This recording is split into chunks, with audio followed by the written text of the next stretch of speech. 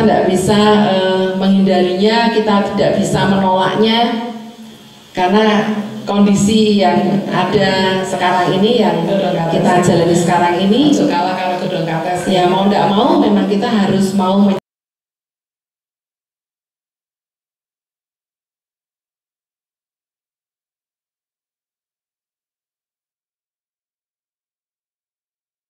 Atau salah satu kondisi yang mesti kita ikuti di dalam kebijakan yang besar yang digulirkan oleh kementerian terkait dengan transformasi pendidikan. Peristiwa-peristiwa yang ada, situasi yang ada, kondisi yang ada ya di negara kita ini, baik itu kondisi yang mengenakan ataupun kondisi yang tidak mengenakan. Kalau kita turun dari beberapa waktu yang lalu, misalnya dengan adanya pandemi, ya, kondisi-kondisi itu membutuhkan atau mendorong perlunya adanya perubahan di dalam pendidikan, gitu, transformasi di dalam pendidikan. Sebab kalau tidak ada perubahan, ya mungkin kita akan, atau anak-anak kita khususnya, menjadi tertinggal mungkin ya, dengan adanya sekitar 2 tahun mereka tidak bisa belajar dengan maksimal, dan ada yang mengatakan terjadi loss ya, pembelajaran itu kesannya hilang gitu ya. Nah, kalau tidak ada perubahan yang kita lakukan, ya mungkin kita akan semakin terpuruk dengan kondisi yang ada ini. Maka dari kementerian lalu membuat kebijakan-kebijakan yang terkait dengan waktu yang lalu, misalnya dengan bidang pendidikan yang sering disebut dengan transformasi kondisi-kondisi itu. Selama kita masih ada menjadi bagian dari arak-arakan dari pendidikan ini, ya, bagian dari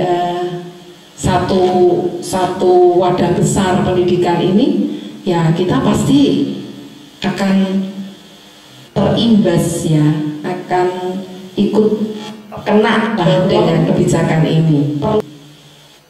Entah itu akhirnya membuat kita capek atau mungkin membuat kita jadi tersemangati, atau mungkin membuat kita jadi stres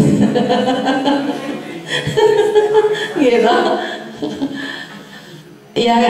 Itulah kondisi yang ada, yang memang harus kita hadapi selama kita ada di dalam satu arak-arakan besar pendidikan. Nah, makanya gitu ya, kalau kita sudah nggak mau gitu ya, nggak punya pensiun baik lah ya Pak ya. Tenan aku di Solo tahun ngarep aku menjaluk pensiun. Iya, punya adanya perubahan. Iya, itu ya kondisi yang ada. Dan hari ini mungkin kita akan melihat sebagian ya, sebagian dari transformasi pendidikan itu. Ya. Yang mau tidak mau harus kita ikuti. Memang kadang ada plusnya, ada yang diuntungkan, tapi ada juga yang mungkin tidak diuntungkan dengan adanya kebijakan terkait dengan transformasi ini. Ya, tapi itulah memang semua keputusan atau segala hal yang ada di dunia ini, walaupun itu baik itu loh, pasti tetap ada yang tidak baiknya, tetap ada yang diuntungkan, ada yang dirugikan gitu ya. Nah, yang paling baik dan hanya Tuhan saja kita akan melihat sebagian dari transformasi pendidikan itu. Oke, itu sedikit pengantar aja. Nah, dari surat yang ada, saya diminta untuk ya kita sharing bersama terkait dengan kebijakan Dinas Pendidikan, khususnya di Kota Salatiga. Yang jelas Dinas Pendidikan Kota Salatiga pasti akan mensupport, mendukung semua kebijakan dari kementerian. Walaupun mungkin kadang sok yujani rak cocok ya. Mungkin saya pribadi mungkin kalau ditanya secara individu berdasarkan nurani saya mungkin kadang ada yang kurang cocok gitu ya. Apalagi kalau itu agak merugikan saya gitu ya. Tapi kan kita tidak berbicara di situ. Kita melihatnya adalah untuk kepentingan yang besar, yaitu untuk peserta didik kita, untuk masa depan dari anak-anak yang kita layani. Oke. Ada beberapa kebijakan yang tentu digulirkan ya, dan akan kita bahas pada siang hari ini. Tadi sudah disampaikan oleh Bu Dewi. Apalagi kalau itu agak merugikan saya gitu. Baik, ada 4 ya. Tapi kan kita tidak berbicara Bapak Ibu. Kita akan kita melihatnya adalah sebuah kepentingan yang tidak tuntas. Kita akan tuntas peserta bisa jadi tidak tuntas karena waktunya sangat terbatas kita layani ya. Oke. Ada beberapa kebijakan yang sebagian teman-teman sudah tentu melaksanakannya ya, dan akan kita yang pertama terkait dengan pengelolaan PMM Dewi. Apalagi kalau itu agak merugikan saya gitu. Ada yang saya bersama Ibu. Bocor ngomong kuwi to Mas. Jadi ngomongnya kok PMM kaya bisa jadi tidak tuntas karena waktunya sangat terbatas. Yang kedua, pembuatan modul ajar. Tentu di sini nanti kita lebih fokus ke modul ajar yang khususnya akan digunakan untuk observasi pembelajaran, yang terkait dengan penilaian kinerja teman-teman. Kemudian yang ketiga, iklim sekolah. Lalu yang keempat, perilaku kerja guru maupun kepala sekolah. Ya, 4 ini kita akan coba kupas walaupun tidak tuntas sampai sekitar jam 14 nih. Waktunya jam 14 atau yes, pokoknya ikan sepat, ikan gabus Bu gitu ya. Semakin cepat semakin bagus. Tapi kalau kurang dari jam 14 panjenengan mesti nunggu dulu, nggak segera kondur karena harus absen jam 14 nggih. Nah, berarti ya Naisa ya jam 14, apa ya kurang 1 menit gitu ya. Nah, apa ya Pak Danang ya? Go. Sekarang kita mulai dari melihat pengelolaan PMM ya. Ya. Kapan PMM itu mulai digulirkan gitu ya. Nah, kita bisa menengok kebijakan-kebijakan terkait dengan pendidikan, khususnya munculnya Merdeka Belajar. Ya, ternyata sampai hari ini teman-teman sudah ada 26 episode yang digulirkan oleh kementerian. Ya, itu ada yang saya kotaki warna biru, lalu ada yang merah gitu ya. Nah, yang biru itu menurut saya yang terkait langsung dengan kita, pendidikan gitu ya. Mulai pertama, episode yang pertama terkait dengan Merdeka Belajar. Gitu. Terus ada episode 2, episode 3 dan seterusnya. Dan episode yang terkait dengan PMM itu episode keberapa?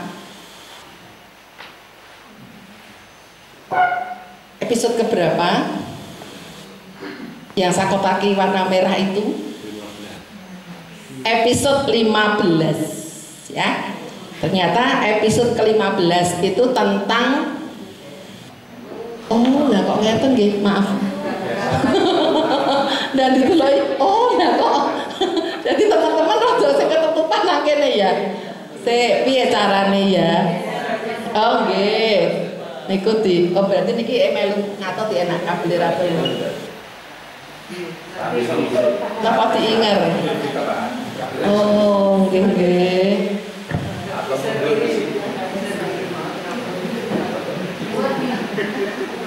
Ya. Nah, tadi kalau saya nggak nengok ke sana, nggak melihat itu. Ya pun lumayan. Niku pun jendrit ngeten nanti ganjel makanya tambah ngeten. Yes. Pun luwih cekal. Nggih, dari 26 episode Kurikulum Merdeka dan platform Merdeka Mengajar itu di episode 15. Jadi yang kita awali ini menjadi kebijakan episode yang ke-15. Kapan digulirkan? Jadi ya sebenarnya belum lama, 2 tahunan yang lalu ya sebelumnya kita belum mengenal tuh PMM ya. Kemudian sejak 11 Februari 2022 kita baru mengenal makanan PMM ini ya. Iya. Digulirkan langsung oleh Pak Menteri ya terkait dengan kebijakan ini. Jadi Kemendikbudristek telah resmi meluncurkan platform Merdeka Mengajar. Itu tanggal 11 Februari 2022. Berarti baru 2 tahun yang lalu ya kita mulai mengenal PMM itu. Sampai hari ini tetap digunakan, bahkan fungsinya atau kegunaan PMM ditingkatkan. Nah, apa itu PMM? Teman-teman masih sudah tahu karena sudah 2 tahun menggeluti ini ya. Jadi PMM atau platform Merdeka Mengajar itu merupakan platform edukasi. Jadi bukan sebagai hiburan semata, tapi sebagai platform edukasi ya untuk mengajar kita, untuk mendidik kita, yang menjadi teman penggerak.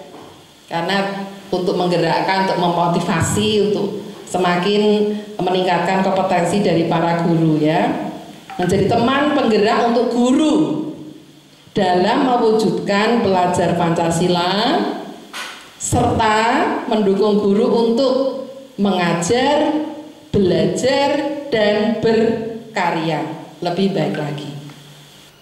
Sehingga kebermanfaatan yang pertama digulirkannya PMM ini paling tidak ada 3 di situ yang akan menjadi platform edukasi bagi teman-teman, yaitu untuk bisa mendukung untuk mengajar, karena di sana banyak sekali informasi yang bisa teman-teman lihat kalau ingin meningkatkan bagaimana kemampuan di dalam mengajar. Kemudian juga belajar, itu berarti terkait membekali diri ya, karena belajar sepanjang hayat. Jadi kita bisa belajar terus, tidak harus kuliah, tidak harus sekolah khusus. Lalu yang ketiga juga untuk berkarya, karena di sini bisa diunggah karya-karya teman-teman. Itu yang pertama, mengajar, belajar dan berkarya. Terkait dengan ini, nah mungkin selanjutnya bisa bagaimana caranya, saya kira teman-teman sudah bisa karena sudah punya semua, entah itu di HP-nya, entah itu di laptopnya, ya, di PC-nya, di komputernya, semua sudah bisa mengikuti atau membuka platform Merdeka Mengajar ya. Jadi bisa pakai HP ya. Jadi bisa unduh aplikasi Merdeka Mengajar untuk gawai Android ya.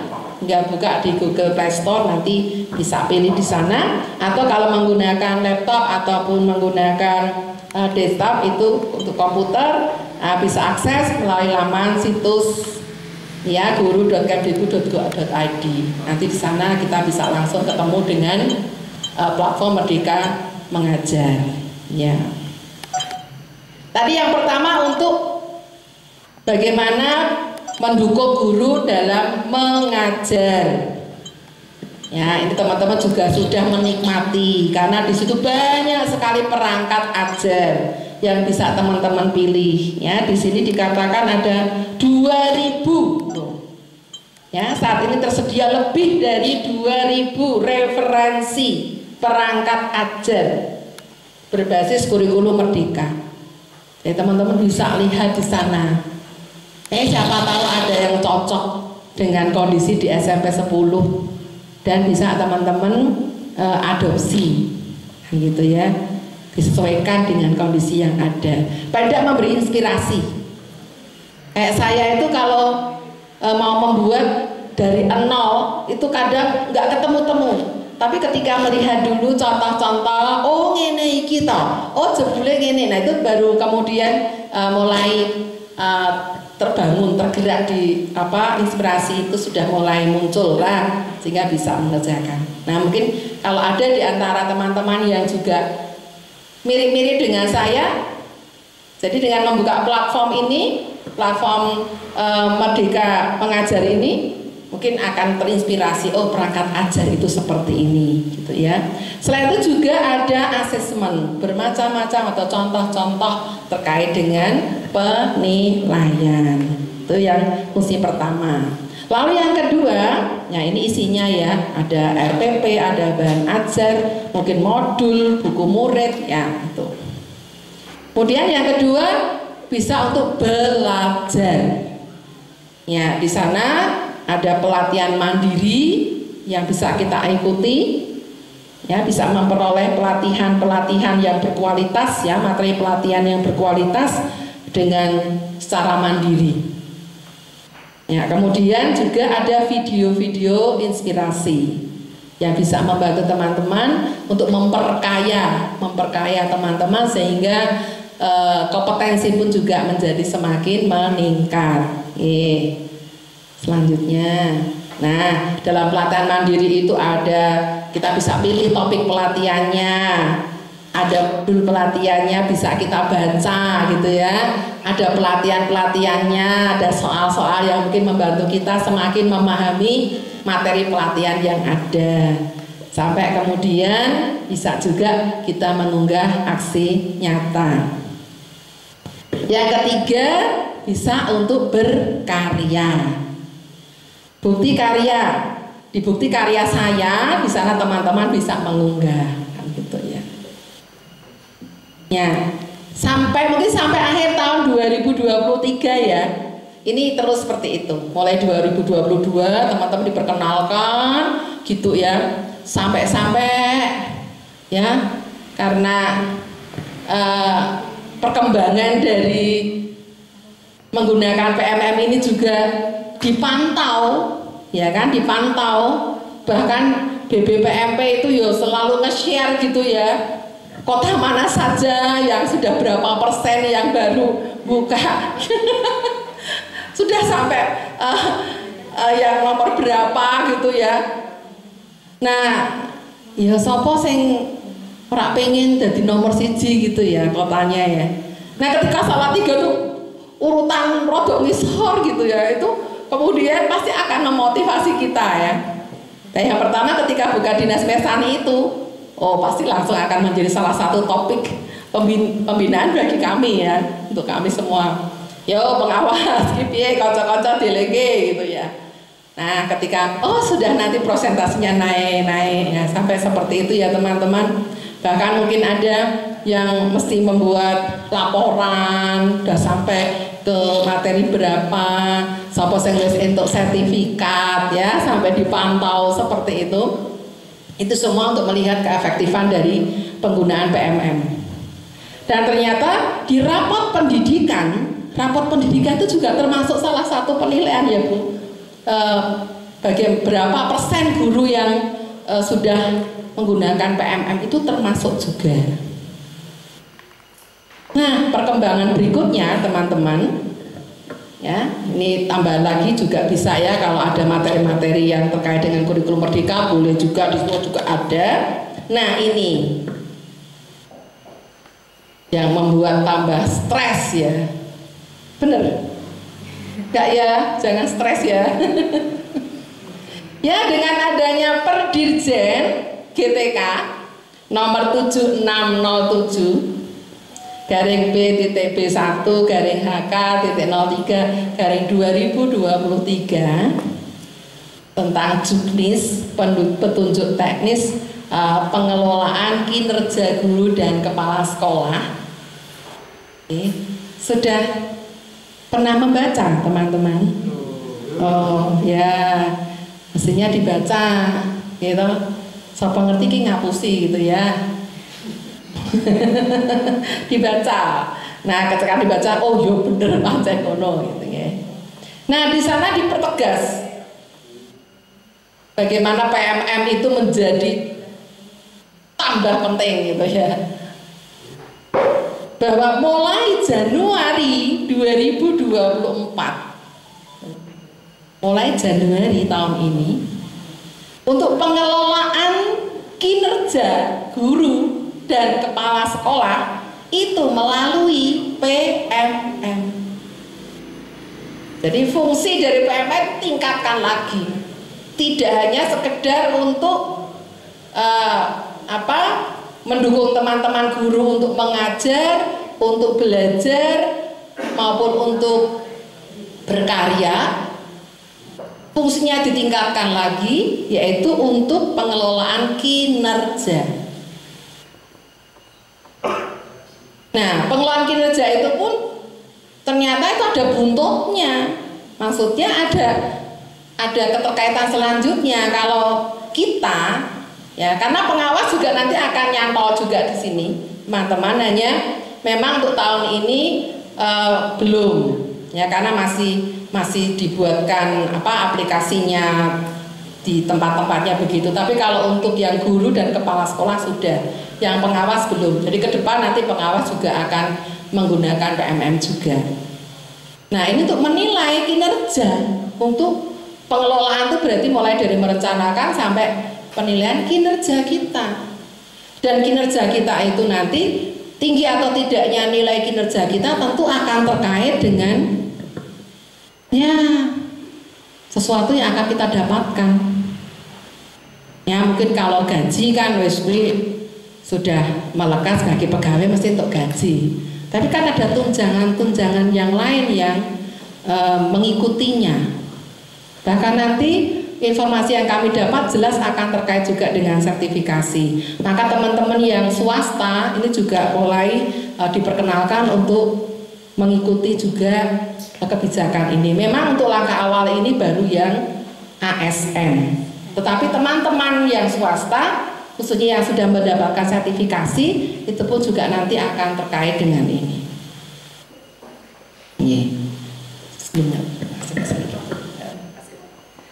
Nah, memang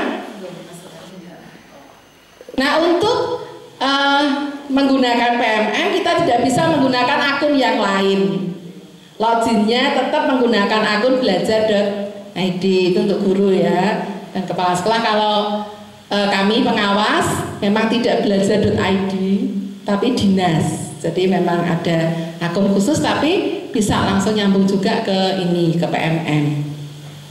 Ya, seperti sekarang ini misalnya terkait dengan program sekolah penggerak ataupun program guru penggerak, itu pun juga menggunakan akun ini kan teman-teman. Jadi akun belajar.id tidak hanya untuk PMM tapi juga untuk keperluan yang lain.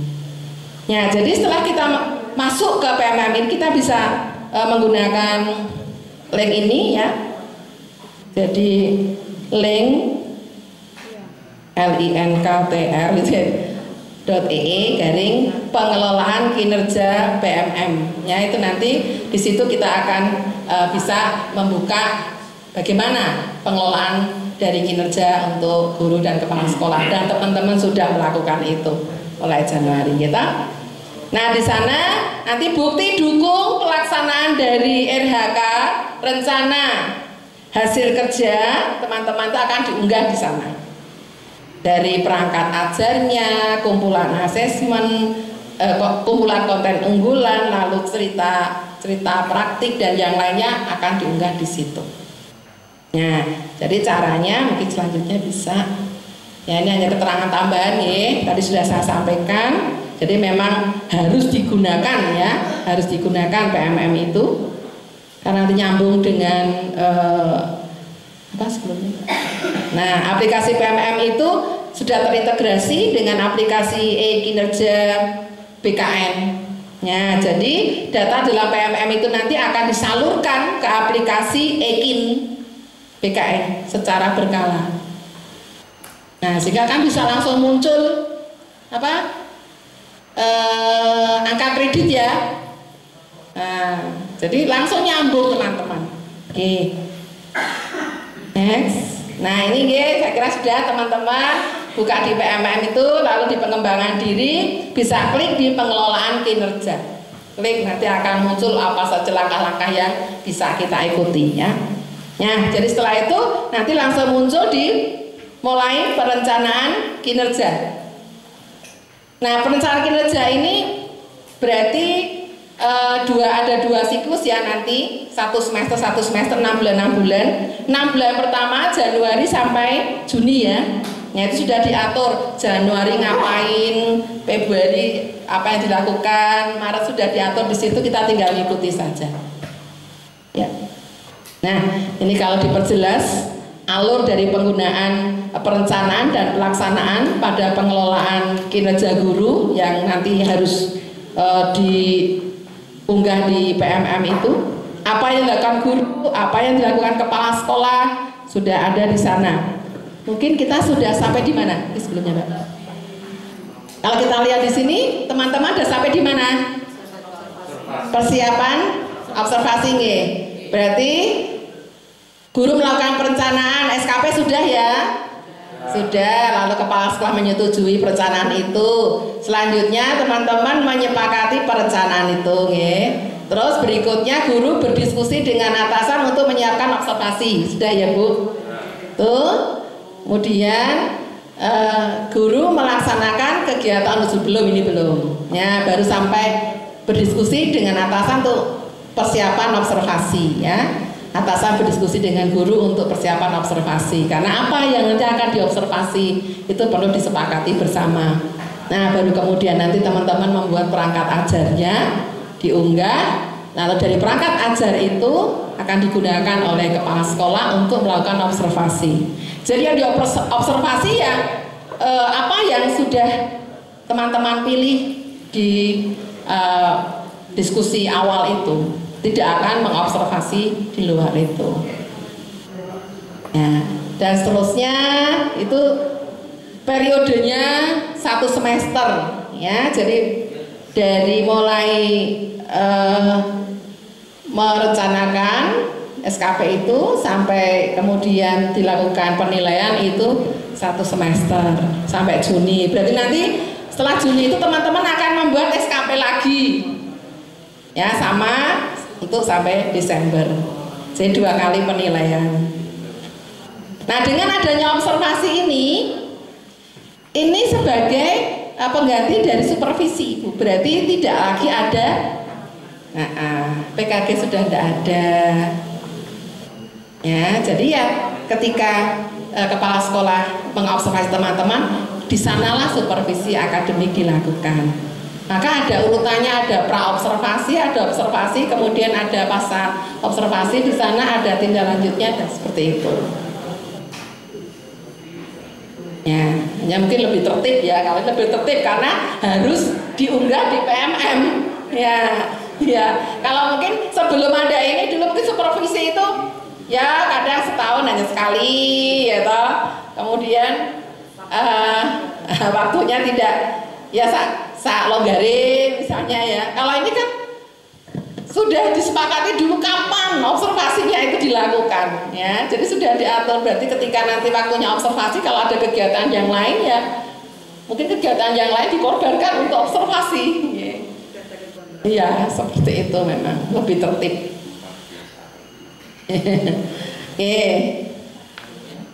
Terus, ya jadi terkait dengan pengelolaan kinerja di PMM itu, tahapan pengelolaan kinerja di PMM itu ada 3 ya teman-teman. Berarti ada 3, itu tiap semester. Yang pertama perencanaan kinerja, ya sekitar Januari, Februari tadi ya. Kemudian setelah perencanaan sudah, lalu pelaksanaan kinerja, ya observasi di sana, ya. Kemudian diakhiri dengan penilaian kinerja.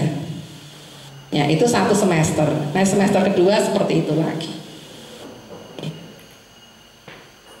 Ya ini hanya tambahan tahapan pengerjaan pengelolaan kinerja itu, tapi mungkin kecil-kecil nih.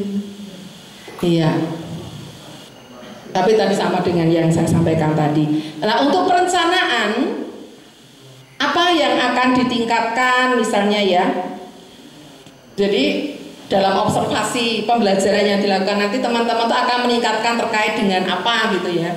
Itu tidak bisa spontan, tidak bisa semau kita gitu. Ya, karena itu harus merujuk pada yang pertama rapot pendidikan. Lihat rapot pendidikan sekolah. Apa yang masih perlu ditingkatkan. Nah, itu yang menjadi fokus dalam peningkatan fokus dalam pembelajaran nanti. Ya. Kalau nggak rapot pendidikan bisa juga nanti diskusi dengan kepala sekolah. Apa ya yang perlu diamati, yang perlu ditingkatkan dalam pembelajaran itu. Oke. Nah, untuk guru, untuk kepala sekolah juga ada 8 ya Bu ya. Tapi ini saya hanya mengambil di guru saja. Ada 8 pilihan indikator. Teman-teman juga sudah toh? Sudah melakukan ya? Sudah milih ya? Nah, oke. Ada 8 pilihan indikator praktek kinerja guru ya. Ini diambil dari atau dikembangkan dari indikator di rapot pendidikan, yaitu khususnya D1 ya, kualitas pembelajaran. Teman-teman bisa pilih salah satu atau mungkin 2 juga boleh gitu ya. Tentu dengan diskusi dengan kepala sekolah. Nah, untuk di sini bagaimana Bu Ratna? Diskusi atau kepala sekolah menentukan enaknya dengan ini tadi ya sudah berjalan. Rata-rata apa Bu? Nah, misalnya yang pengen ditingkatkan adalah terkait instruksi pembelajaran. Oke. Mungkin ada yang pengen meningkatkan terkait keteraturan suasana kelas atau mungkin terkait dengan penerapan disiplin positif. Nah, bisa. Jadi bisa pilih di situ. Nah, masing-masing sudah ada indikatornya. Jadi misalnya untuk keteraturan suasana kelas itu apa saja yang mesti guru lakukan. Itu sudah ada di situ dan itulah nanti yang teman-teman laksanakan dalam pembelajaran. Entah itu akan dilakukan di kegiatan pendahuluannya, entah akan dilakukan di kegiatan intinya atau di kegiatan penutup. Tetapi indikator yang ada itu jenengan masukkan dalam pembelajaran. Karena kalau tidak dimasukkan kan bagaimana kepala sekolah akan menilai? Kan nanti kepala sekolah acuannya itu. Ini yang pertama guru harus melakukan ini. Ada nggak yang di pembelajaran ya melakukan itu? Oh, sudah ada misalnya. Nah, idealnya memang kita sudah melakukan semua sehingga nanti kita bisa hijau ya kalau kita sudah bisa melakukan semua. Ya, ini cara melaksanakannya. Jadi setelah tadi kemudian pelaksanaan kinerja berarti kepala sekolah akan mengobservasi ya pembelajaran itu. Oke. Ya, sampai kemudian penilaian. Ya, itu antara lain yang terkait dengan pengelolaan PMM teman-teman. Jadi nampaknya PMM ini bisa dikatakan menjadi primadona ini yang luar biasanya dari kementeriannya. Ya mungkin ya wajar lah murah ganti oke kalau nggak kayak ngono kuwi ya toh. Sehingga kalau sudah mengeluarkan dana banyak tapi kok pemanfaatannya tidak efektif kan rugi. Ya, sehingga tidak hanya dimanfaatkan untuk mendukung teman-teman dalam mengajar, kemudian dalam belajar, kemudian dalam berkarya, tapi kemudian ditingkatkan kebermanfaatannya lagi dalam pengelolaan kinerja, baik itu guru maupun kepala sekolah. Dan ke depan pengelolaan kinerja pengawas sekolah juga akan menggunakan PMM. Bahkan teman-teman, ini informasi yang saya dapat ya, untuk yang CGP ya, diklat CGP untuk angkatan berapa ya? Angkatan 10 atau 11 ya? Itu mulai menggunakan PMM. Ya. Jadi untuk diklat yang CGP ya, tak angkatan 10 angkatan 11 itu menggunakan PMM. Saya tidak menggunakan khusus ada instrumen aplikasi khusus ya seperti yang sekarang ini juga sekarang sudah menggunakan PMM depan seperti itu. Jadi nanti untuk fasilitator memang akan dipersiapkan lagi untuk ini. Ya mungkin kalau kayak saya fasilitas produk lama ya mungkin bisa melu bensin liane Pak. Seperti itu ya. Ada yang mau dikonfirmasi teman-teman sebelum kita masuk ke bagaimana membuat modul ajar?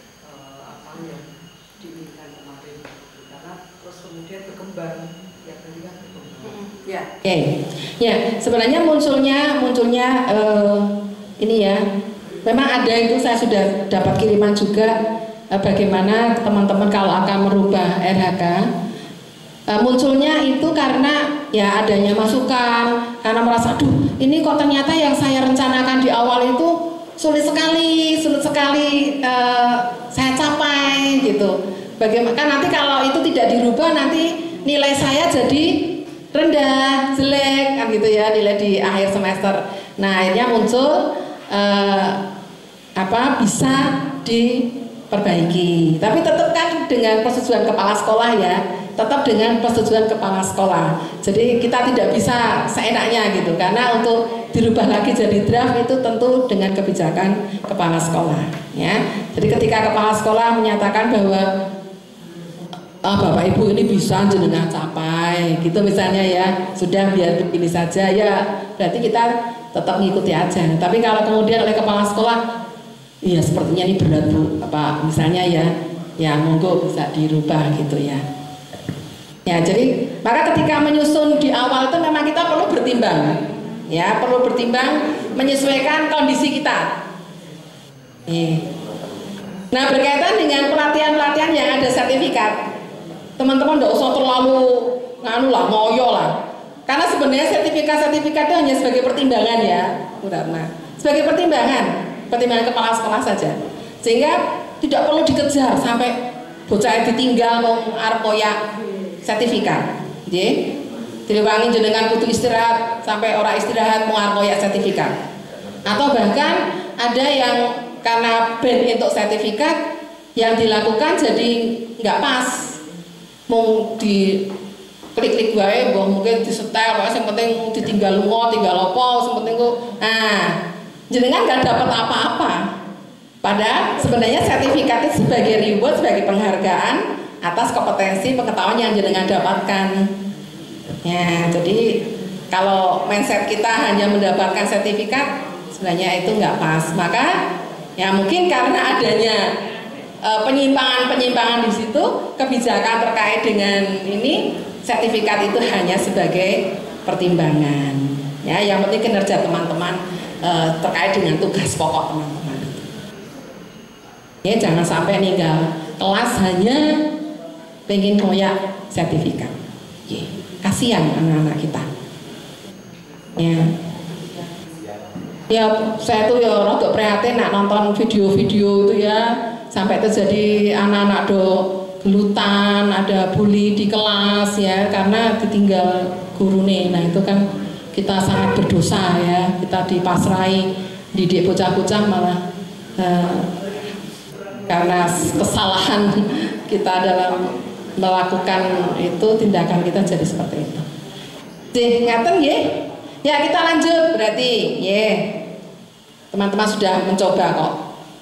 Saya yakin dengan mencoba itu semakin paham ya.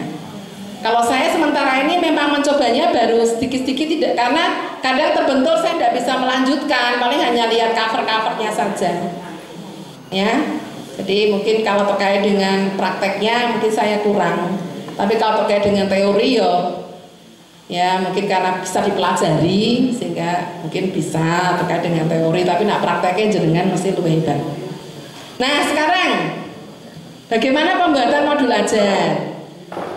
Nah tentu untuk modul ajar yang pembelajaran yang biasa RPP untuk pembelajaran biasa yang kelas 9 sama seperti yang kemarin. Teman-teman kan sudah bisa membuat itu, nggih. Nah, khususnya di sini yang akan digunakan untuk observasi pembelajaran terkait dengan penilaian kinerja. Ya, saya akan nyinggung di situ. Oke. Ya. Nah, kenapa modul ajar itu penting?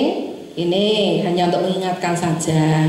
Di dalam Perdirjen GTK tadi nomor 607 tadi tentang juknis, di sana dikatakan ya khususnya bab 2 kinerja guru dan kepala sekolah pasal 6 dan 7, capaian atas hasil kerja dan perilaku kerja bagi guru berdasarkan pelaksanaan tugas yang meliputi, nah di sana ada merencanakan pembelajaran, melaksanakan pembelajaran, menilai hasil pembelajaran, membimbing dan melatih peserta didik, dan melaksanakan tugas tambahan. Yang 5 ini kan menjadi tugas pokok nih. Ini tugas pokok dari guru. Itu ya 5 ini. Nah, salah satunya adalah merencanakan pembelajaran. Modul ajar ada di sini. Modul ajar itu sebagai bukti bahwa teman-teman merencanakan pembelajaran. RPP sebagai bukti teman-teman merencanakan pembelajaran. Entah itu RPP-nya atau modul ajarnya ada di laptop, ya. Jadi kan sekarang ada yang mengurangi kertas, Bu. Nah, gitu ya. Sehingga tidak dicetak, tidak di print, tetapi ada di laptop, ya, ada di drive. Nah, gitu ya. Nah kan sering seperti itu toh alasannya. Nah ya itu memang itu baik, betul.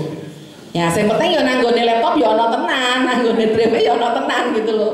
Ya kalau kemarin-kemarin itu seringnya gitu, tapi ketika dilihat ya coba mana lihat, laptopnya ketinggalan di rumah itu, Bu. Atau apalagi. Nah sebenarnya itu hanya upaya untuk menutup bahwa sebenarnya saya itu belum membuat gitu ya. Nah, tapi tidak apa-apa kalau teman-teman misalnya mau dibuat dalam bentuk file ya tidak apa-apa, tapi harus cetok ono gone sehingga kita sewaktu-waktu kepala sekolah melihat, pengawas melihat atau apa langsung bisa ditunjukkan dan kita bisa melihat. Karena sebenarnya dalam rangka kepala sekolah melihat ataupun mungkin kami melihat itu akhirnya itu sebenarnya dalam rangka meningkatkan kompetensi teman-teman. Ya toh, ketika ditemukan ada yang perlu ditingkatkan, perlu diperbaiki, dan akhirnya kan untuk memperbaiki atau untuk meningkatkan kinerja teman-teman. Tidak ada tujuan untuk malah marahi teman-teman jadi tambah raiso, kan enggak kan? Jadi gitu. Terus. Nah, jadi modul ajar di sini yang kita bahas yang untuk observasi ya.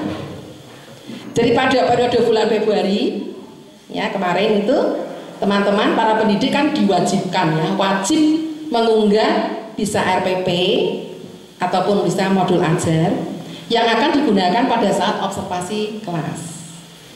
Sudah semua mengunggah? Sudah.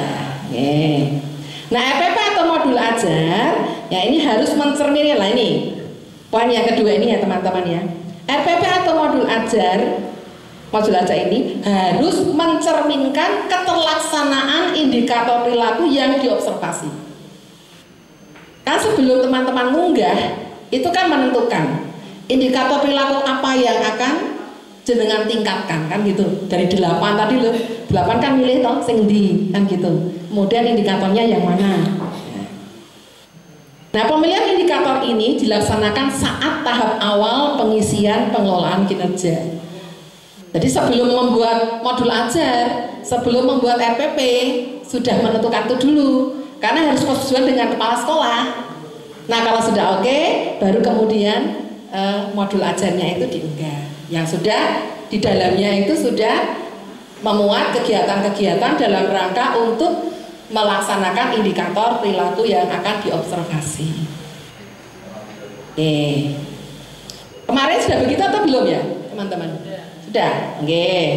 Nah, ini berarti untuk mengevaluasi aja. Nah, modul ajar Saya kira ini sudah umum. Sekurang-kurangnya itu ada tujuan pembelajaran, ada langkah pembelajaran ya, yang mencakup. Nah, syukur di langkah pembelajaran itu sudah media digunakan apa, metode digunakan apa, itu muncul dari deskripsi-deskripsi yang ada di langkah-langkah pembelajaran itu ya, atau di kegiatan pembelajaran. Kemudian ada asesmen atau penilaian yang akan dilakukan ya, juga informasi dan referensi belajar lainnya yang dapat membantu guru dalam melaksanakan pembelajaran. Nah, komponen modul ajar bisa ditambah sesuai dengan mata pelajaran dan kebutuhannya, jadi fleksibel ya. Paling nggak mesti nambah identitas loh ya. Nah, saya kira modul ajar atau RPP itu nggak ada identitas kan nanti Bu Ratna bingung. Ini mata pelajaran apa? Temanya apa? Gitu kan nggak jelas ya. Mesti identitas mesti ada lah, gitu ya. Nah, lalu bagaimana penyusunan modul ajar untuk observasi kelas? Ini saya langsung cek di tujuan pembelajaran ya, di identitas enggak, itu menyesuaikan. Ya, teman-teman bisa sambil melihat, mengingat-ingat lagi modul ajar atau RPP yang kemarin diunggah.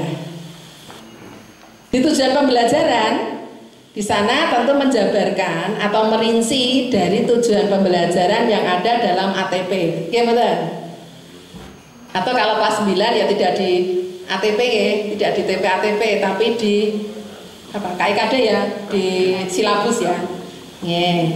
Yang sudah kita analisis dari CP ini kalau yang kurikulum merdeka. Jangan membuat tujuan pembelajaran sendiri ya. Tapi kalau misalnya tujuan pembelajaran merinci, boleh. Jadi mesti melihat dulu di, kan jenengan sudah membuat analisis dari CP itu, dilihat mana TP-nya, kemudian setelah diurutkan dari ATP kan gitu tak.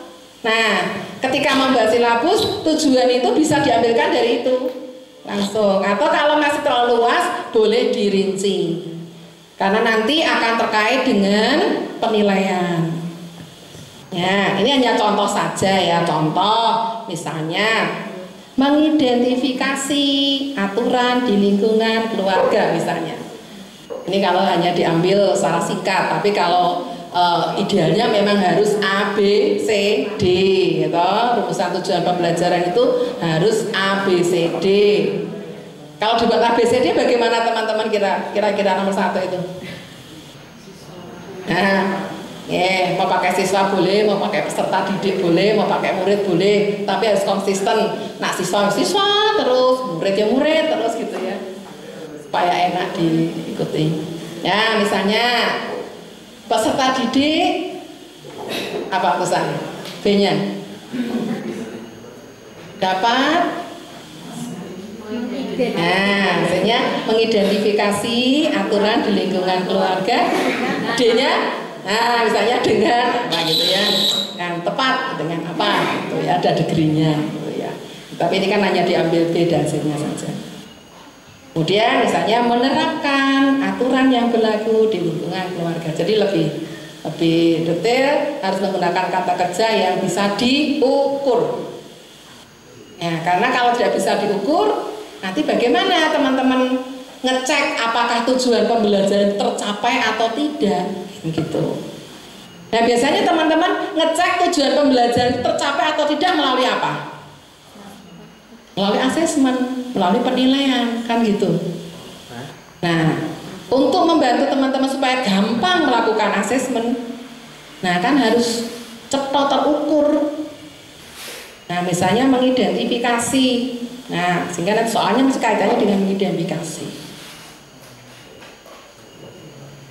Habis itu biasanya urutan kedua itu umumnya mesti ada profil pelajar Pancasila yang dikembangkan dalam pembelajaran di situ ya, misalnya gotong royong atau mungkin kreatif. Jadi 6 itu bisa dipilih paling ora loro apa telu lah gitu ya. Paling nggak ada tiga karakter yang atau 3 sikap yang akan dikembangkan melalui pembelajaran waktu itu. Ya. Nah, terus masuk di kegiatan pembelajaran. Nah, di kegiatan pembelajaran inilah teman-teman harus memasukkan ya indikator yang ada di rubrik dalam tadi ketika menentukan apa yang akan saya ambil untuk diobservasi itu. Jadi kegiatan pembelajaran harus mengacu rubrik yang menjadi target perilaku yang akan diobservasi. Nah, terus apa ya rubrik yang menjadi target perilaku yang akan diobservasi itu? Teman-teman bisa lihat di PMN, ya, diklik aja, dilihat di 8 itu. Di 8 itu kan setelah ditentukan misalnya apa yang akan dilakukan, misalnya penerapan disiplin positif, itu kan ada beberapa pilihan. Lalu ada lagi indikatornya. Ini saya ambil contoh misalnya di penerapan disiplin positif. Nah, di situ fokus perilaku yang diobservasi misalnya ambil nomor 1, yaitu guru melakukan refleksi dinamika kelas untuk menerapkan kesepakatan kelas. Berarti nanti dalam pembelajaran itu teman-teman itu akan meningkatkan pembelajaran itu khususnya dalam melakukan refleksi. Guru melakukan refleksi dinamika kelas untuk menerapkan kesepakatan kelas. Nah, nomor 1 ini kan disitu ada perilaku yang dianjurkan dan ada perilaku yang dihindari. Nah, teman-teman pakai perilaku yang dianjurkan. Jangan sampai melakukan yang dihindari. Ya, berarti kalau saya memilih perilaku ini, guru melakukan refleksi dinamika kelas untuk menerapkan kesepakatan kelas, maka ketika pembelajaran, ya, ada tiga perilaku yang harus saya lakukan dan juga dilakukan oleh anak-anak. Nah, misalnya yang pertama, guru mengajak peserta didik melakukan refleksi dinamika kelas mengacu kesepakatan kelas. Berarti kalau mengacu kesepakatan kelas, logikanya sekolah sudah ada kesepakatan kelas. Kalau belum ada, berarti ketika pembelajaran saya harus melakukan kesepakatan kelas dulu bersama anak-anak, kan gitu ya.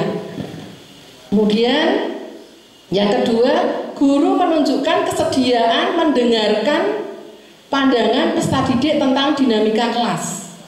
Pandangan peserta didik, berarti di situ saya harus menunjukkan saya mau mendengarkan, misalnya ketika anak-anak berpendapat, misalnya atau anak-anak ada usul. Nah, itu kan harus itu cara kita menunjukkan bahwa kita ada kesediaan mendengarkan pandangan peserta didik tentang dinamika kelas.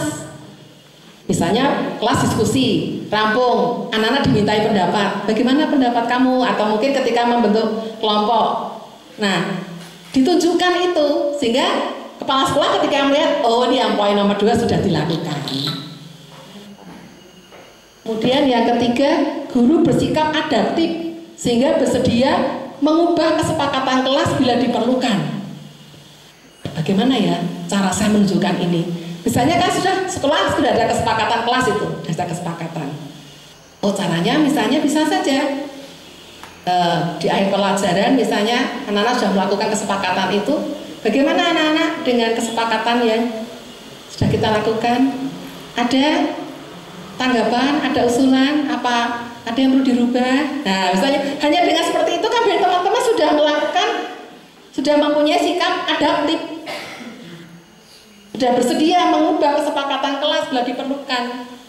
Oh Bu, itu kesepakatan yang misalnya tidak bisa menjawab harus membayar denda 100.000 keberatan misalnya.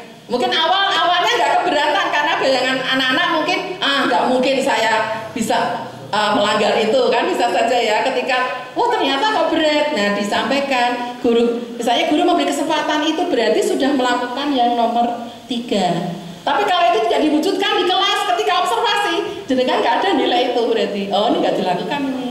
Bisa menjadi catatan kepala sekolah nanti ketika pasca observasi mungkin akan disampaikan.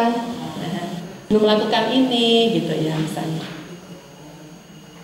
Nah, ini dituangkan di modul ajar. Jangan hanya di modul ajar nggak ada apa-apa. Ya, kegiatan itu nggak muncul. tapi di kelas muncul, tapi misalnya itu terjadi akan menjadi catatan ya oleh kepala sekolah mungkin ya. Nah sebaiknya itu dimasukkan di modul ajar, mungkin akan begitu ya. Atau di modul ajar sudah ada, tapi ketika pembelajaran di kelas nggak muncul kan bisa saja itu nanti menjadi catatan dari kepala sekolah. Jadi ketiganya harus ada ya? Iya, karena kita milih itu kan ada 3 indikatornya. 3 itu harus kita munculkan dalam pembelajaran. Lalu bagaimana masukkannya dalam modul ajar ya, kita lihat ya Mbak. Nah misalnya ini contoh aja di kegiatan pembelajaran kan harus mengacu rubrik yang menjadi target perilaku yang akan diobservasi tadi. Kan tadi ada 3 ya. Misalnya di sini akan memasukkan yang ini, guru mengajak peserta didik melakukan refleksi dinamika kelas mengacu kesepakatan kelas. Di contoh ini itu dimasukkan di kegiatan awal. Misalnya kegiatan awal tuh yang pertama biasa ya, kelas diawali dengan salam, sapa, mengecek kehadiran dan berdoa bersama. Umum itu. Kemudian habis itu, nah ini di sini dia masukkan ya. Kemudian mengisi kartu target belajar yang diawali dengan melaksanakan tanya jawab sebagai refleksi awal tentang apa yang menjadi komitmen kesepakatan kelas yang akan dijalankan hari ini. Apa target belajar kamu hari ini? Perubahan perilaku apa saja yang ingin kamu tunjukkan dari pembelajaran hari ini? Nah, misalnya refleksi awal. Nah, desain belum kan? Nah, jadi desain semacam refleksi awal itu ya, di mana anak diajak untuk mematuhi kesepakatan kelas yang sudah dibuat ya. Nah ini yang akan dipenuhi sesuai rubrik yang menjadi target.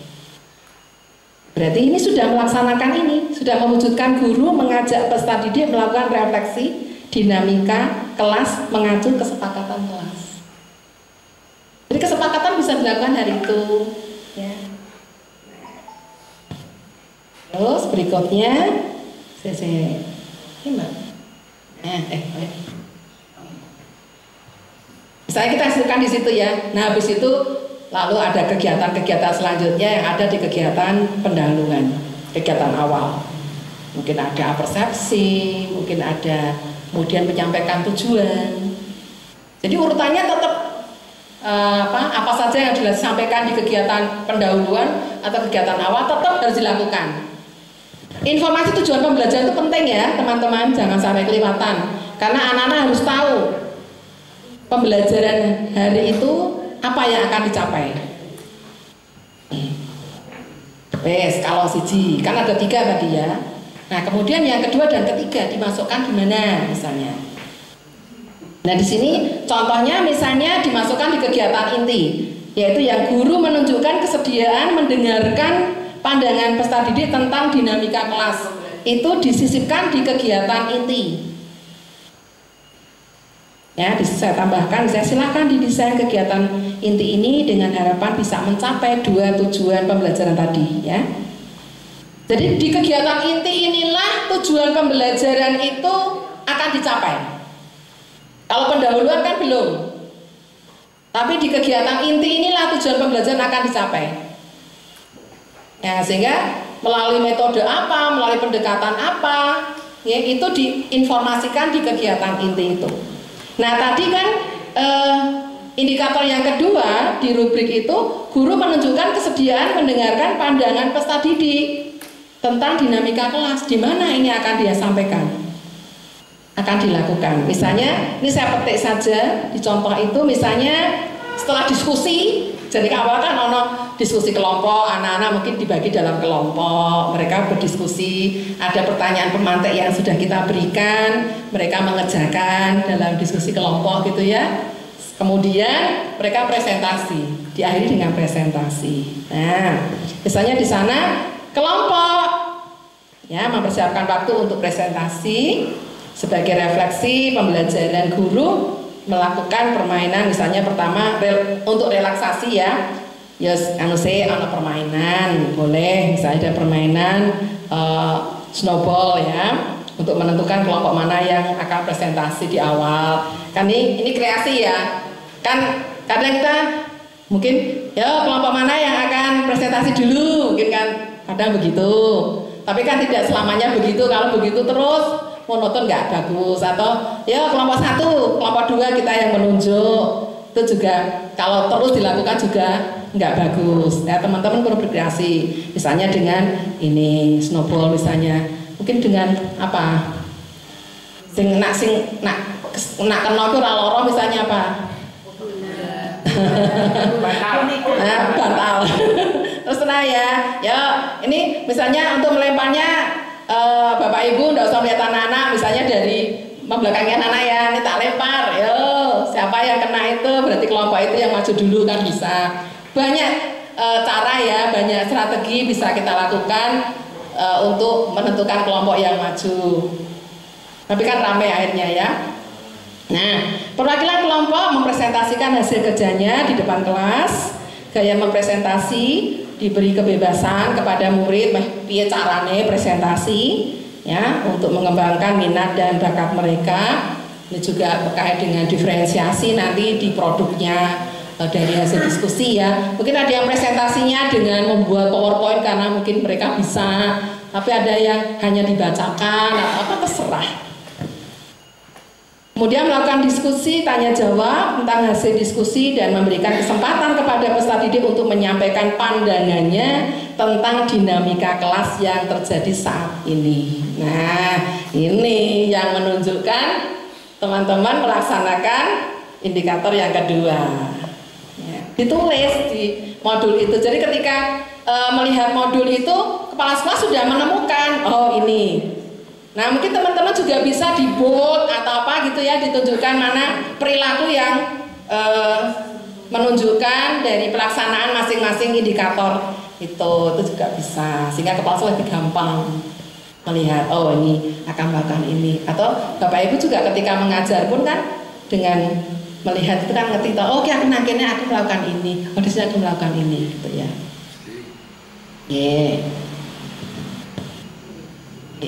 Nah kemudian kan masih satu, kan ada 3 tadi nggih. Yus kalau ada 3 kan, nah yang satu dimasukkan mana gitu. Nah berarti yang satunya dimasukkan di penutup ya. Yang guru bersikap adaptif terhadap adaptif sehingga bersedia mengubah kesepakatan kelas bila diperlukan. Nah ini bisa dimasukkan di kegiatan penutup ya. Misalnya di penutup itu ada refleksi akhir pembelajaran ya. Ada tanya jawab di situ, ada pertanyaan pemateri yang diberikan. Apa yang telah dipelajari hari ini? Pertanyaannya habis sama dengan refleksi awal. Ya kan? Kan untuk melihat sudah tercapai atau sudah ada perubahan tidak gitu ya. Kemudian membuat kesimpulan dan komitmen bersama. Nah, melihat kembali target belajar yang telah disepakati pada kegiatan awal. Apakah sudah tercapai dan atau belum, serta adakah hal-hal baru yang perlu disepakati kembali. Nah itu sudah menunjukkan bahwa guru itu bersikap adaptif ya. Jadi cara memasukkan di dalam silabus dalam modul ajar ataupun RPP seperti itu teman-teman. Nah kemarin yang diunggah apakah modul ajarnya atau RPP-nya sudah seperti itu? Oh sudah, syukurlah kalau sudah. Nah kalau yang belum, karena ini langkah awal ya Bu Nana ya serah popo. Seperti nanti ketika observasinya bisa dipersani, itu menjadi catatan. Nah nanti di semester 2-nya mestinya sudah lebih baik seperti itu. Pertanyaan. Kemarin itu kan kalau di mana di PM kami, misalnya penerapan disiplin positif ini kan ada 3 poin. Ada 3. Dan di masing-masing poin misalnya ada 3 subtopik lagi.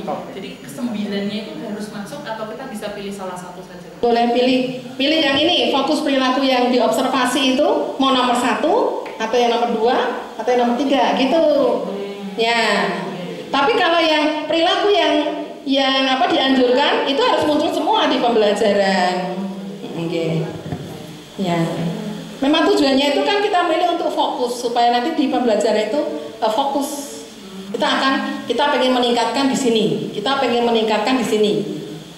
Jadi misalnya poin di apa namanya Bu, di observasi ini saya fokus di poin nomor 1, 3 ini harus muncul. Ya begitu. Ya. Kan hanya satu pertemuan, ya toh? Nah, saya kira satu pertemuan dengan yang diobservasi, perilaku yang diobservasi cukup banyak piye kan, ya nggak realistis juga toh. Kebetulan sempat ada kepikiran gini Bu, siapa tahu bagaimana kalau di lembar penilaian observer itu muncul semua, sementara kita hanya melakukan yang di poin 1. Lembar penilaiannya akan disesuaikan dengan pilihan jenengan. Ya, nanti mungkin berapa bisa misalnya ya. Instrumen observasi. Karena kemarin kami ada yang beberapa kami nanti saya ngambil misalnya dari poin 1, 2 poin, dari poin 2, 1 poin, dari poin 3. Oh gitu. Ya misalnya begitu. Kan ini memang luas. Kalau memang yang jelas sesuai dengan pilihan teman-teman. Tapi kalau misalnya pengennya seperti itu ya tidak apa-apa. Tapi tetap dipikir realistisnya ya. 1 jam pelajaran, apakah mungkin sekian banyak perilaku itu bisa teman-teman lakukan? Gitu. Ya. Dan ini jelas disesuaikan dengan kemampuan teman-teman. Jangan dipaksakan. Aku mampunya nang kene kok. Ya sudah itu. Kepala sekolah nggak akan memaksa. Ya, jadi disesuaikan dengan kemampuan jenengan. Nggak usah dipaksa harus semuanya muncul. Toh nanti kalau ini kita programkan misalnya jenengan milih hanya 1, nanti kan untuk semester 2 apalagi kan gitu. Yeah. Jadi mungkin ya Bu, misalnya semester 1 saya ambil penerapan disiplin positif, di semester 2 mengambil yang sama, tapi nanti observasinya poin yang berbeda. Nah, bisa, ya. Yang jelas kepala sekolah akan melakukan observasi sesuai yang jenengan pilih.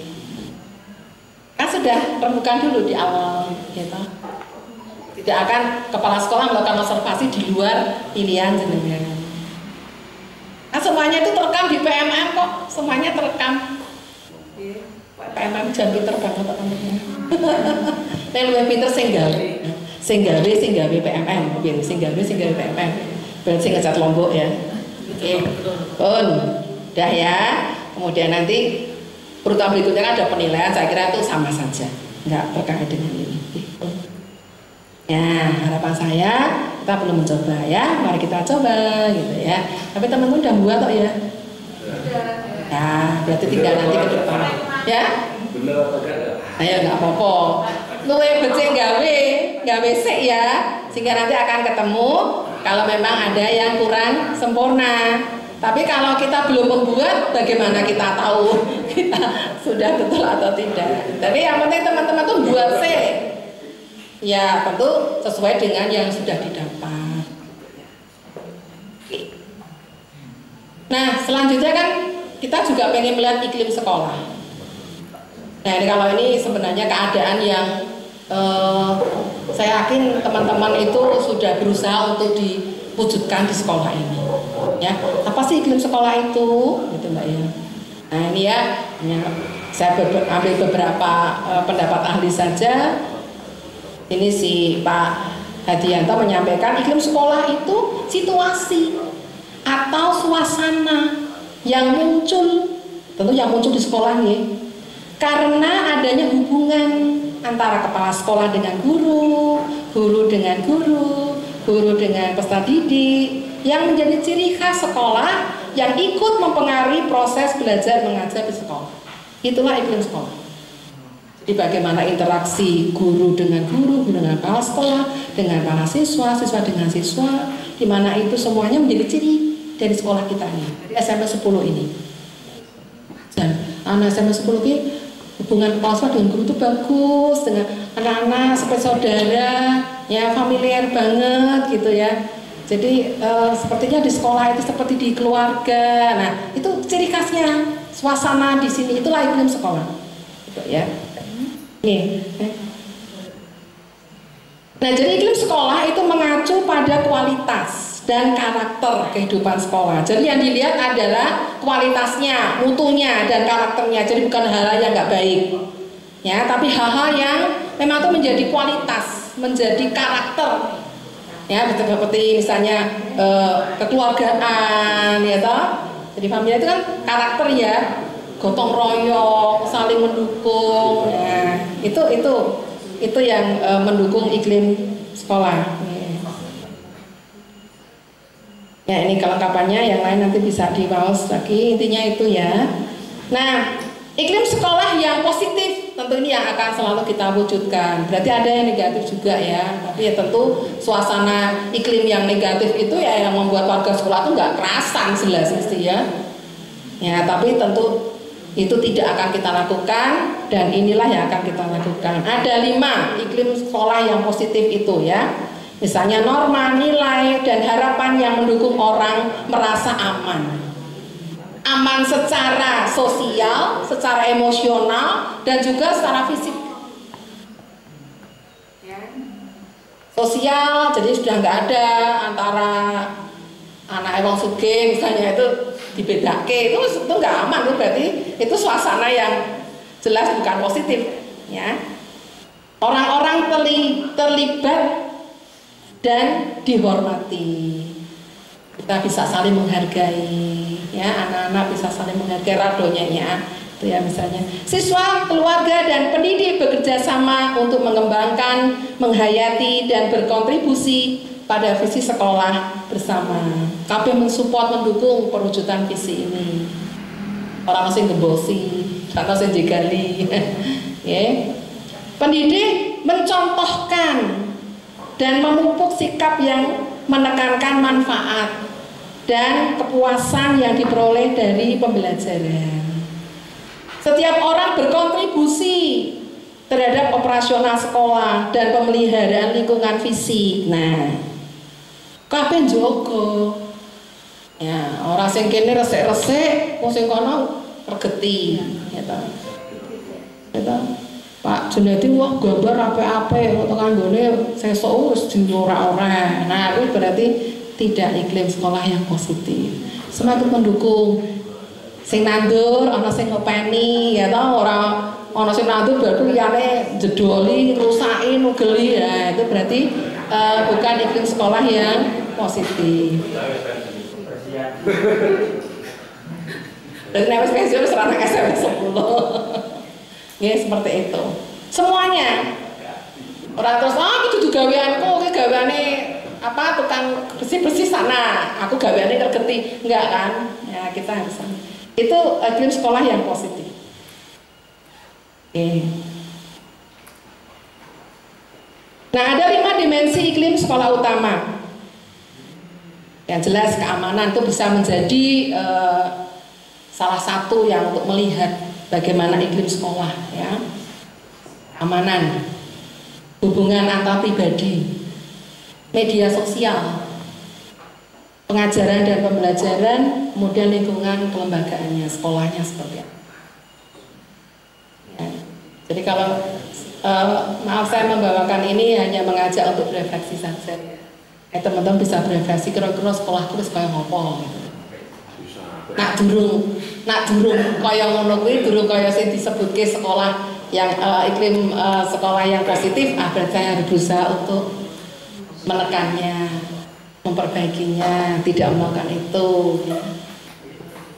Kan semua setuju toh kalau kita sekolah kita ini iklim sekolahnya positif toh? Oke, semua setuju nggih? Ya. Yuk mari kita wujudkan. Nggih. Nah ini beberapa saja hasil positif upaya perbaikan iklim sekolah yang kuat. Penurunan dramatis dalam perilaku berisiko. Ada penurunan luar biasa. Tingkat skorsing siswa dan masalah disiplin yang lebih rendah secara umum.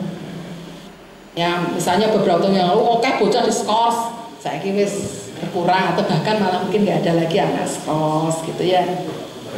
Peningkatan hasil akademik, nah di antara berbagai kelompok siswa ada peningkatan, ya. Tingkat kelulusan yang lebih tinggi, peningkatan motivasi belajar, bocah-bocah nakon Bali rak gelem karena seneng di sekolah belajar, ya. Teng-teng gitu tuh anak-anak, lu kok wis bel yo. Teng-teng langsung berabat kafe. Nah, hati-hati ini. Penurunan ketidakhadiran siswa di sekolah, peningkatan semangat staf, ya staf juga loh. Wah, jika staf semakin semangat, nah berarti ada hasil positif ya dari perbaikan iklim sekolah. Siswa merasakan sekolah yang terstruktur lebih baik, praktik disiplin yang adil, hubungan siswa guru lebih positif, ya. Jadi siswa tetap menghargai teman-teman sebagai guru.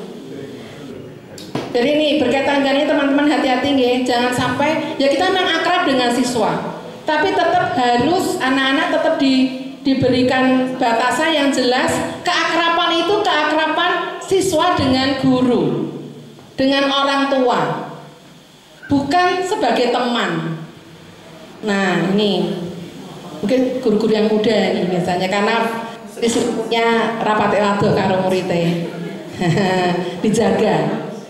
Ojo ngasih bocah nrunyak ya tau karo gurune. Dadi gurune ora diajeni. Nah, jangan sampai, kita tetap harus menjaga itu supaya anak juga tetap ngajeni gurunya, ya.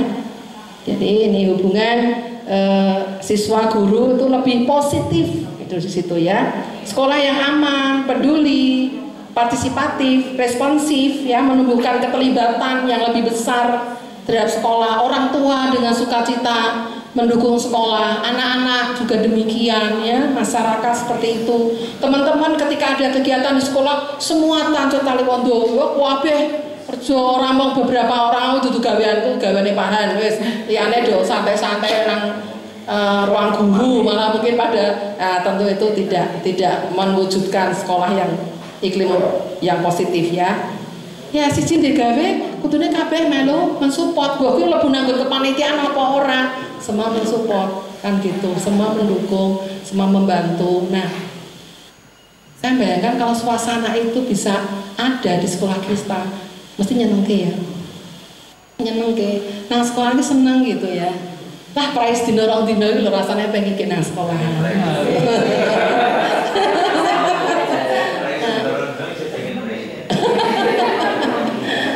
Anak-anak juga begitu, dia senang kegiatan di sekolah gitu ya. Nah, suasana seperti itu mesti pengen kita wujudkan ya. Bu Ratna kan juga pengen mewujudkan suasana itu ya. Ya monggo bisa dibangun supaya iklim sekolah itu bisa diwujudkan. Sehingga kan iklim sekolah kalau dirinci banyak ya, ada iklim keamanan sekolah, ada kan banyak itu ya. Itu dalam rapor pendidikan juga salah satu yang dipotret juga di dalam penilaian survei ya. Jadi monggo kita wujudkan, tidak hanya dikatakan tapi kita wujudkan. Nah ini hanya ajakan ya. Jadi iklim sekolah yang positif itu ditandai secara kuat dengan kesadaran warga sekolah internal untuk menjadikan sekolah sebagai learning community ya, atau komunitas pembelajaran. Perilaku kerja guru dan kepala sekolah sebenarnya sudah terkait di PMM tadi ya. Di sana juga ada, tapi sedikit saja saya tambahkan. Jadi di variabel pengelolaan kerja guru dan kepala sekolah itu kan yang dinilai itu yang pertama praktek kerja, praktek kerja ya, kinerja. Praktek kinerja itu yang tadi jenengan mesti membuat perencanaan, kemudian melaksanakan pembelajaran itu. Kemudian yang nomor 2 itu pengembangan kompetensi, ya, kegiatan-kegiatan terkait pengembangan kompetensi. Lalu yang ketiga perilaku kerja. Lalu yang keempat dokumen, ya, dokumen-dokumen akuntabilitas yang mesti jenengan unggah. Ya. Seperti itu. Jadi perilaku kerja termasuk salah satu dari penilaian kinerja pegawai.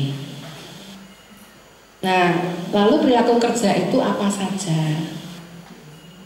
Itu juga ada di PMM ya, jadi nanti bisa buka di sana. Penilaiannya semua ada di PMM. Nah, jadi bagaimana pengelolaan perilaku kinerja? Baik itu guru maupun kepala sekolah kan yang langkah yang pertama jelas SKP. Nah di SKP itu pegawai ya guru maupun kepala sekolah. Nah kalau di sini kami pengawas juga hanya pelaksanaan kinerjanya mesti berbeda indikatornya. Itu memilih 7 fokus perilaku kerja yang akan ditingkatkan. Dan 7 perilaku apa saja kita lihat ya. Kemudian nanti pejabat penilai, kalau guru berarti pejabat penilainya kepala sekolah, kan gitu ya. Kalau kepala sekolah, pejabat penilainya adalah kepala dinas ya. Nah, yang kepala dinas biasanya mendelegasikan kepada pengawas sekolah. Jadi kalau kami melakukan penilaian kerja kepala sekolah, itu melaksanakan tugas dari kepala dinas. Ya. Menetapkan 7 fokus perilaku kerja yang akan ditingkatkan. Jadi kalau guru juga begitu, kepala sekolah pengawas juga begitu. Ya, terus kemudian melaksanakan kinerja, terus lakukan penilaian. Nah, yang penting 7 fokus perilaku kerja itu apa saja? Nah, ini kalau untuk guru ya, guru dan kepala sekolah, yang pertama itu berorientasi pada pelayanan. Lalu yang kedua akuntabel, yang ketiga kompeten, yang keempat harmonis, yang kelima loyal, keenam adaptif, dan ketujuh kolaboratif. Lalu bagaimana perwujudannya? Itu ada beberapa pertanyaan yang bisa membantu. Misalnya berorientasi pada pelayanan, berarti yang dinilai di sana bagaimana pegawai itu memahami dan memenuhi kebutuhan peserta didik, rekan sejawat, dan masyarakat. Apakah pegawai ramah, cekatan, solutif, dan dapat diandalkan untuk memberikan pelayanan. Loh, jadi ramah itu termasuk penilaian loh teman-teman. Teman-teman tuh harus penuh dengan senyum, ya. Ojo mecucu wae. Apakah pegawai terus melakukan perbaikan untuk meningkatkan pelayanannya? Itu untuk menilai berorientasi pada pelayanan. Akuntabel, apakah pegawai melaksanakan tugas dengan jujur, tanggung jawab, cermat, disiplin, ya, dan berintegritas tinggi. Apa sing diomongke padha karo apa sing dilakoni gitu ya. Nah, jadi itu ada pertanyaan-pertanyaan pemantik yang bisa digunakan oleh penilai untuk melihat terkait dengan ketujuh perilaku itu. Ya kalau dulu kan anggapnya baik, kalau mesti kalau baik gitu ya. Nah, untuk mengatakan baik misalnya, itu kan harus dilihat piye gitu ya. Ya maksud sing gampang kalau sing mau cucu wae kayak biji podo ya kan. Gitu ya. Minimal baik. Jadi orang. Nah, kita di atas tadi, ini sudah di atas tadi. Nah, jadi nanti nilainya itu seperti di rapat pendidikan itu ada hijau, biru gitu ya, ada seperti itu. Jadi mungkin ada sesuai ekspektasi gitu ya, ada di atas ekspektasi seperti itu, nilainya hanya seperti itu sih, nggak ada skor. Ya, tapi itu yang menentukan adalah kepala sekolah. Jadi teman-teman nanti akan dipotret oleh kepala sekolah 7 itu.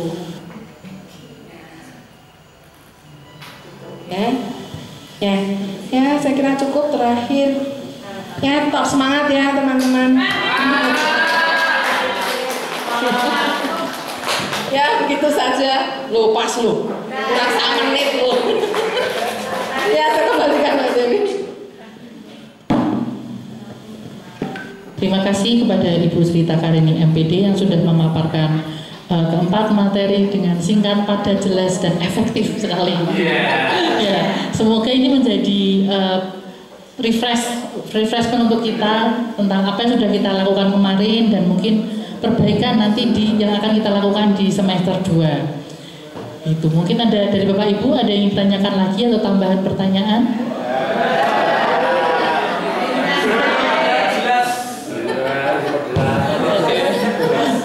Baik, terima kasih.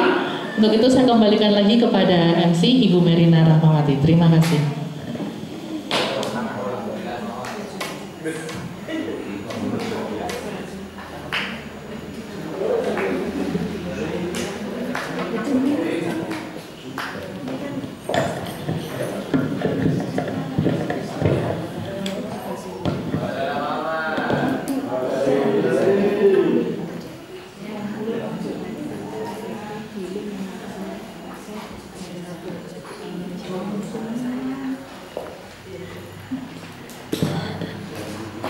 Baik, demikian jalannya kegiatan pada siang hari ini. Saya ucapkan terima kasih kepada Ibu Cici yang telah menyampaikan materi pada hari ini dengan luar biasa ya Bapak Ibu. Ya, tetap semangat ya Bapak Ibu. Semangat. Baik. Bapak Ibu, mengingatkan besok kita akan kembali lagi berkumpul di dalam ruangan ini pukul 11. Untuk besok itu Bapak Ibu diminta untuk membawa laptop dan HP karena besok kita akan melakukan praktik pembuatan konten edukasi digital. Begitu. Kemudian pengumuman satu lagi, Bapak Ibu mohon nanti untuk mengumpulkan modul ajar ya RTL untuk materi hari ini, nanti linknya akan kami share di grup. Begitu. Oke. Terima kasih Bapak Ibu. Marilah kegiatan pada siang hari ini kita tutup juga dengan berdoa. Semoga apa yang kita dapatkan pada hari ini dapat bermanfaat untuk kita dan juga untuk anak didik kita. Berdoa dipersilakan.